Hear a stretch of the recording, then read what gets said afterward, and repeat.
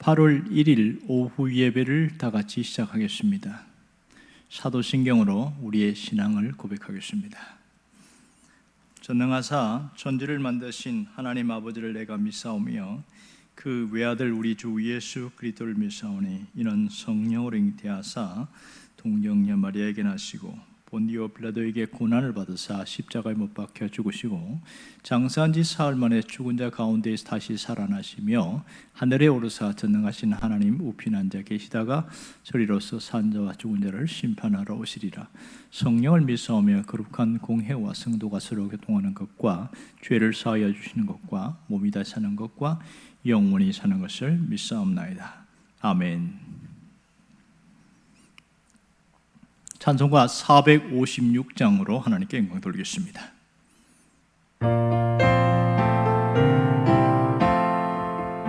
거친 세상에서 실패하거든 그 손 못 자국 만져라.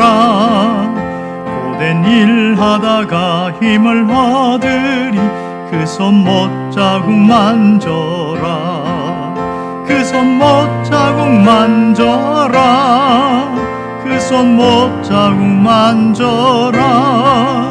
주가 널 지키며 인도하시리. 그 손 못 자국 만져라. 내가 어둠 속을 걸어갈 때에 그 손 못 자국 만져라. 주가 참 평안을 내게 주시리. 그 손 못 자국 만져라. 그 손 못 자국 만져라. 그 손 못 자국 만져라. 주가 널 지키며 인도하시리.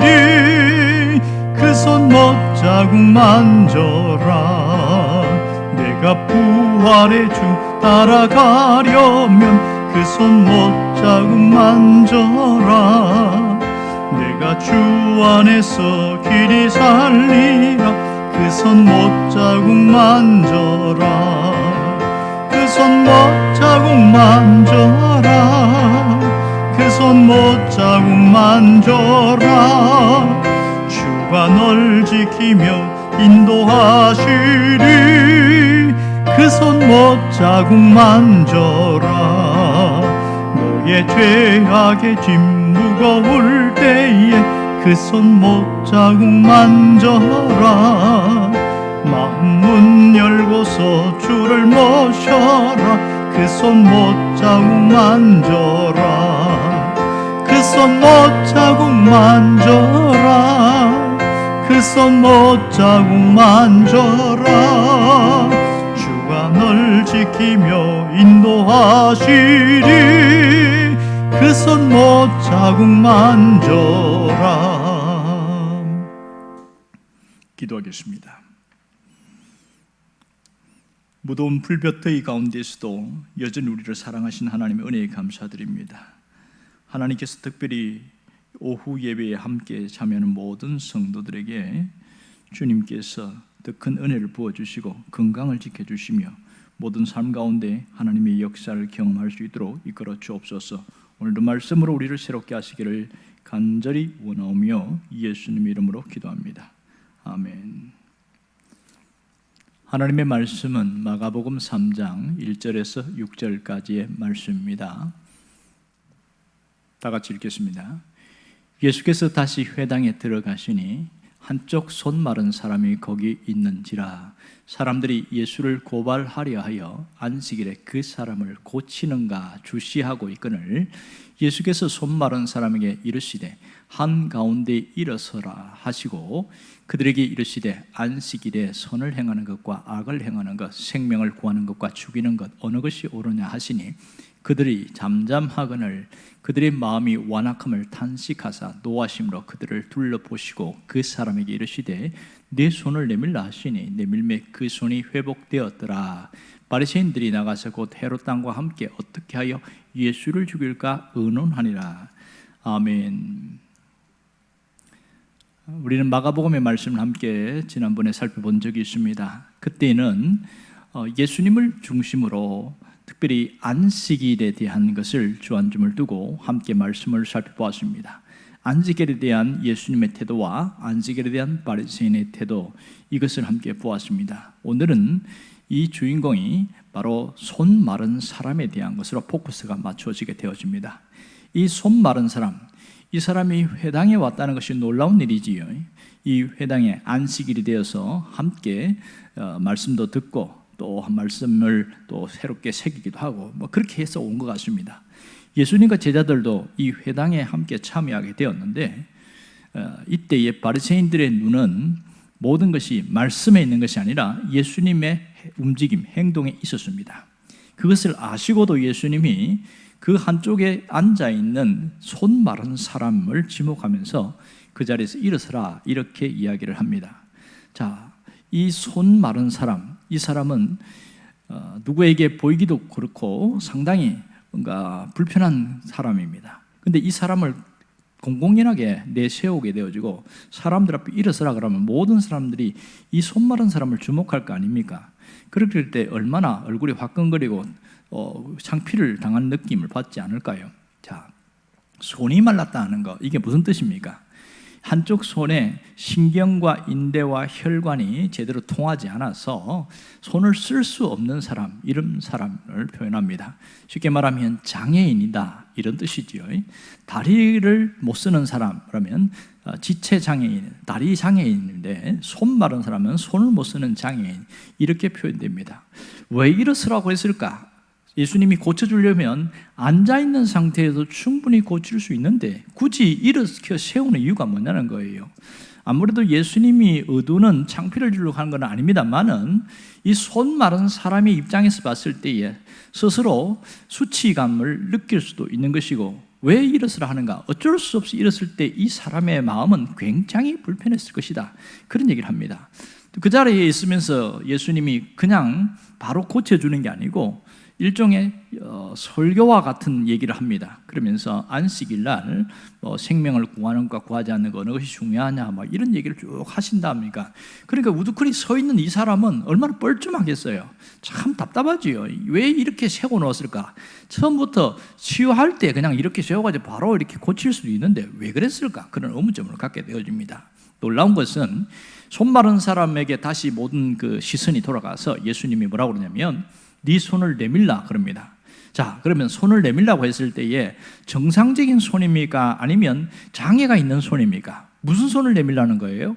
정상적인 손이야 당연히 뻗을 수 있지요. 그건 누구라도 할 수 있는 일이지요. 그런데 예수님이 요구하신 것은 전혀 손을 쓸 수 없는 뻣뻣해서 굳어있는 그 손, 이래서 그 손을 내밀라는 거예요. 이게 가능한 일입니까? 불가능한 일입니까? 말도 안 되는 거지요. 한 번도 되어지지 않는 일, 이게 어떻게 손을 내밀라 하느냐? 있을 수 없는 무리한 요구를 하는 게 맞습니다. 자, 손을 내밀려고 했을 때 안 펴지겠죠, 당연히. 그때에 느끼는 그 수치감과 모멸감은 이루 말할 수가 없을 겁니다.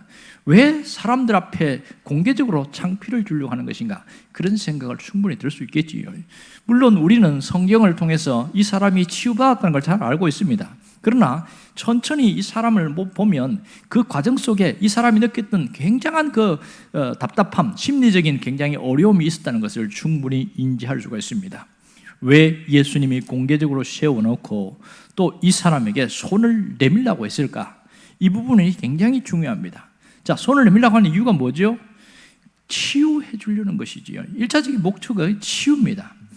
이 사람의 모든 손을 회복하고 정상적으로 돌리려고 하는 것이 목적입니다. 그러면 공개적으로 이렇게 하시는 이유는 뭡니까?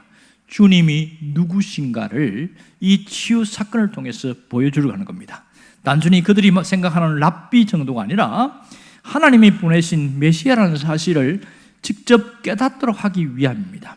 예수님이 그에게 네 손을 내밀라 했을 때에 오늘 성경은 즉시 나았더라 이렇게 나옵니다. 그 나은 것을 보면 예수님의 치유는 온전한 치유라는 걸 알 수 있습니다.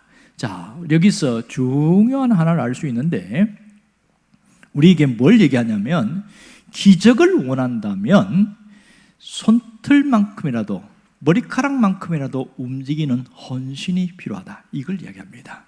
기적은 그냥 되어지는 것이 아니라 작은 헌신을 통해서 일어난다는 겁니다. 주님도 이 사람이 손 못 쓴다는 거 알아요. 알면서도 손을 내밀려 하는 거예요. 지금 이 사람은 할 수 있는 것은 주님이 말씀하시니까 내밀려는 신용만 하면 되지요. 그것도 주님이 말씀하시니까 그 작은 믿음을 가지고 손을 내밀면 됩니다.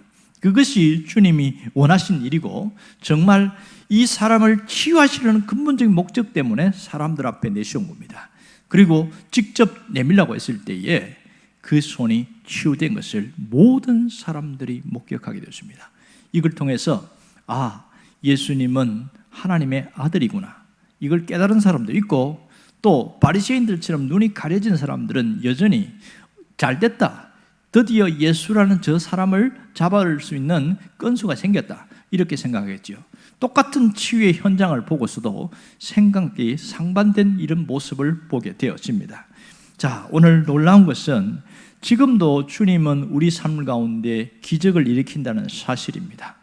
기적을 일으키는데 문제를 가지고 있는 사람은 많지만 이 문제를 회복하려는 사람들은 소수라는 것을 알 수 있습니다. 왜 문제가 해결되지 않을까? 이런 생각을 하게 되어집니다. 사람들은 저마다 살아가면서 나이가 들면 자꾸만 기계처럼 우리 몸도 고장이 나는 거예요. 믿음이 없어서 아픈 게 아니라 60년을 쓰면 60년 쓴 만큼 아프고 70년을 쓰면 70년 쓴 만큼 몸이 아프고, 그것이 당연한 얘기거든요. 살아가면서 봄, 여름, 가을, 겨울 4계절의 변화가 있는 것처럼 우리의 몸도 이렇게 변화가 있습니다. 이런 가운데 특별히 어떤 문제를 해결을 해야 될 때가 있어요. 그 문제를 해결할 때 사람들이 쓰는 일반적인 방법은 뭐냐면 사람을 찾아가고 방법을 찾고, 이게 가장 일반적인 방법이에요. 신앙인들은 그 중에서 기도를 합니다. 문제는 기도를 하면 할수록 응답이 안 될 때가 심각한 문제가 되지요. 그러면 왜 하나님이 응답을 하지 않는 것일까? 이런 의문점을 갖게 됩니다. 그런데 많은 사람들이 어디에서 그 답을 찾느냐 하면 하나님이 나를 사랑하지 않기 때문에 응답하지 않는다, 이렇게 생각하는 사람이 있고요. 하나님이 나에 대해서는 특별히 인색하셔서 나를 골탕 먹이려고 그러신다, 이런 생각하는 사람도 있습니다. 정말 우리가 이 원리만 안다면 충분히 문제를 해결할 수 있습니다. 오늘 이 손 마른 사람의 해결되는 과정을 통해서 우리에게 보여주시는 해결점이 뭐냐? 그것은 문제가 해결되려고 하면 움직이는 헌신이 있어야 된다, 이 얘기를 하고 있습니다. 어떤 주님이 안 고쳐주는 것이 아니라 작은 헌신도 없기 때문에 고침을 받지 못한다는 것을 분명히 말하고 있습니다. 그래서 오늘 여기서 정말 문제가 해결되기를 원한다면 손털만큼이라도 움직이는 헌신이 필요하다. 그 다음에 두 번째는 기다려야 됩니다. 잘 보세요. 예수님이 이 사람을 이렇게 세운 다음에 즉시 고친 게 아니에요. 이렇게 세운 다음에 얼마의 시간이 갔는지는 모릅니다. 성경은 제한된 얘기만 있기 때문에 아마도 일종의 어떤 설교와 같은 것을 하셨던 것 같아요. 그러면 그 시간 동안에 그가 우두커니 서 있을 때 얼마나 뻘쭘했겠어요. 얼마나 어색하고 안절부절했겠냐고요. 그런데 그 시간이 의도적이었습니다. 예수님은 이렇게 헌신도 필요하지만 또 하나는 기다림의 시간이라는 겁니다. 우리가 헌신을 한다고 즉각적으로 해결되는 것이 아니라 그 해결되는 과정 속에 기다림이 있어야 됩니다. 주님이 그것을 아마 염두에 두고 하신 게 아닌가, 이런 생각을 하게 되어집니다. 정말 지금도 주님은 우리의 작은 믿음을 통해서 어떤 문제를 해결하고 기적을 일으킨다는 사실을 우리가 잊지 않기를 원합니다. 기적을 원한다면 어떻게 하면 될까요? 지금 움직여야 됩니다. 문제가 해결되기를 원한다면 지금 움직여야 됩니다. 문충태 씨가 쓴 책 중에 이런 책이 있어요. 기적을 만드는 습관의 비밀, 이런 책인데 거기 한 224쪽에 보면 이런 말이 나옵니다. 한 잡지사에 실패 패밀리 이래가지고 제목으로 사진 한 장이 이렇게 걸려 있어요. 그런데 그 아버지의 이름이 뭐냐? 이름을 적어놨는데 다음에 이래 써놨어요. 다음에. 이 아버지는 뭐든지 말하면 야 다음에 하자, 다음에 하자, 이렇게 얘기했다는 거예요. 그리고 그의 어머니 이름이 뭐냐면 내일부터. 뭐든지 말하면 야 오늘 하지 말고 내일부터, 내일 하자, 이렇게 내일부터 이렇게 거예요. 근데 그 아들의 이름이 뭐냐? 아들의 이름은 조금 있다가, 아들 이름은 조금 있다가라며 독특한 이름이죠. 자, 뭐든지 해도 안 되는 사람은 다음에 하자, 내일 하자, 조금 이따 하자. 그래서 실패할 수밖에 없다. 그 얘기를 참 써놨어요. 참 재미있는 표현 같아요. 그런데 우리에게 생각하는 건 굉장히 시사한 바가 큽니다. 뭔가 문제를 해결하려고 하면 지금 움직여야 되는데 자꾸만 미루는 습관, 그런 것이 신앙 안에도 있습니다. 지금 이 사람은 아마도 불신자 같은데요. 그런데도 자기 문제를 해결하려면 어떻게 하는 걸 잘 보여줍니다. 이건 우리가 믿는 신자들에게도 깊이 생각해야 됩니다. 믿음을 가진 자들은 이보다 더 믿음이 하나 더 얹어질 때 하나님의 역사가 있습니다. 하나님은 지금도 손을 내밀라고 말하고 있습니다. 이것이 주님의 음성으로 들려지는 사람도 있고, 불가능한 일을 왜 자꾸만 하라고 하시느냐 이렇게 말할 수도 있습니다. 그렇다면 우리가 내밀어야 될 손이 뭐냐는 거예요. 그것이 어려운 것이 아니고 가장 우리 안에 있는 이 낮은 자존감, 그 중에서 열등감을 뽑아내야 됩니다. 이게 손을 내미는 겁니다. 사람이 건강한 자화상을 갖지 않으면 늘 다른 사람의 행동에 자꾸만 의식하고 저 사람 저렇게 행동하는 것은 나한테 창피를 주려고 하는 것이다, 이런 생각을 한다든지 그런 얘기들이 많아요. 자, 열등감이 많은 사람들은 이런 사람입니다. 어떤 교인이 들어오는데 두 사람이 이렇게 이야기하고 있어요. 전혀 자기 자식 문제를 이야기하고 있는데 탁 오면서 첫 생각하는 게 저 내 얘기하고 있구만, 이런 생각한대요. 왜 그럴까요? 열등감이 강해서 그렇습니다. 나이 든다고 열등감 회복되는 게 아니라 하나님 안에서 말씀으로 회복되어야 온전해집니다. 우리가 내밀어야 될 그 손은 열등감입니다. 내 안에 있는 이 열등감이 치유되도록 그렇게 끄집어내야 됩니다. 이것은 마음의 장벽입니다. 마음의 장벽 안에 갇혀 사는 것 같기에 삶 가운데 계속 갈등과 감정의 골이 깊어지게 만들어요. 어떻게 하든지 이것은 치유해야 되겠다, 그런 마음을 갖고 이 사람처럼 끄집어내는 게 대단히 중요합니다. 그러면 이 열등감을 회복하려면 어떻게 하면 되느냐? 부족한 대로 자신을 받아들이는 태도, 이게 첫 번째입니다. 내가 부족하지만 나 자신이 스스로를 받아들이는 태도가 중요하고요. 두 번째는 자신이 소중한 사람이라는 것을 인정할 수 있어야 돼요. 누가 그렇게 보고 있습니까? 하나님이 나를 그렇게 보고 있잖아요. 나는 부족한 게 많이 보이지만 하나님은 그래도 너는 소중한 존재야. 그러면 아멘하고 나도 나 자신을 소중한 존재로 인식하는 게 대단히 중요하거든요. 세 번째는 우리가 또 하나의 어떤 삶의 방법에서 주님이 단점이 아니라 장점을 보신다는 걸 알아야 됩니다. 사람은 단점을 보지만 주님은 단점이 아니라 장점을 본다는 사실을 놓치지 말아야 됩니다. 이걸 알아야 돼요. 그러면 내가 나 자신을 볼 때에 뭐부터 봐야 됩니까? 언제나 단점을 보거든요. 그러면 절대로 열등감에서 벗어날 수가 없습니다.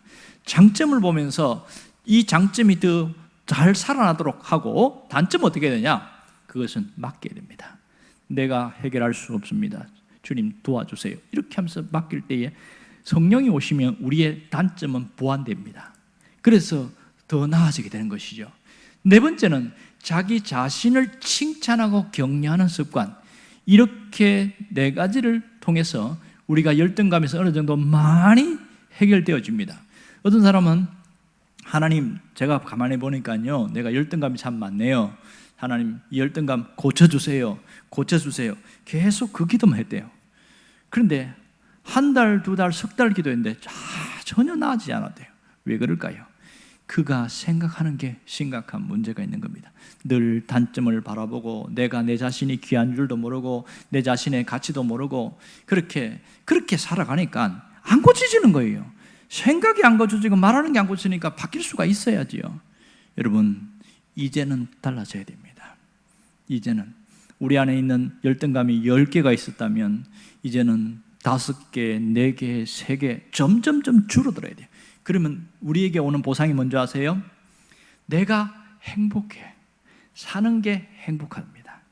열등감이 많은 사람은요, 그때 그 순간뿐이고 늘 불만이 많고 요구사항이 많고 나는 불행하다 생각하고 나는 뼈빠지게 고생한다 생각하고 인생이 불행하다 이렇게 생각합니다. 인생이 그래서 망하는 겁니다. 왜 주님이 우리 안에 열등감을 없애라고 하냐면 우리가 행복하게 살게 하기 위해서입니다. 이 점을 깊이 생각하고 우리가 이제는 온전히 자유한 자가 되기를 주의 이름으로 축원합니다. 기도하겠습니다. 살아계신 하나님 아버지, 손 마른 사람은 평생 이런 장애를 갖고 살아야 됐고 그렇게 비참하게 살아야 했지만 주님께서 그 손을 고쳐주셔서 완전한 정상인으로 자유인이 되었습니다. 우리 안에 있는 이 열등감은 마치 손 마른 사람의 모습처럼 우리를 불행하게 하고 우리를 어두운 삶을 살게 만들고 인생을 비관하게 만들어버립니다. 주님은 이 사람의 모습을 통해서 우리 안에 있는 열등감을 다 뽑아버리기를 원하는 것을 깊이 깨닫고 더 이상 열등감에 무너지지 않게 하여 주옵소서. 부족한 자신을 받아들이고 자신이 소중한 존재인지를 깨닫고 단점보다 장점을 바라보게 하여 주시고 자신을 칭찬하는 습관을 가지면서 완전히 자유하게 하여 주옵소서. 예수님의 이름으로 기도합니다. 아멘. 주기도문 하겠습니다. 하늘에 계신 우리 아버지여, 이름이 거룩히 여김을 받으시오며 나라가 임하시오며 뜻이 하늘에서 이루어진 것 같이 땅에서도 이루어지이다. 오늘 우리에게 일용할 양식을 주시옵고 우리가 우리에게 죄 지은 자를 사하여 준 것 같이 우리 죄를 사하여 주시옵고 우리를 시험에 들게 하지 마시옵고 다만 악에서 구하시옵소서. 나라와 권세와 영광이 아버지께 영원히 있사옵나이다. 아멘.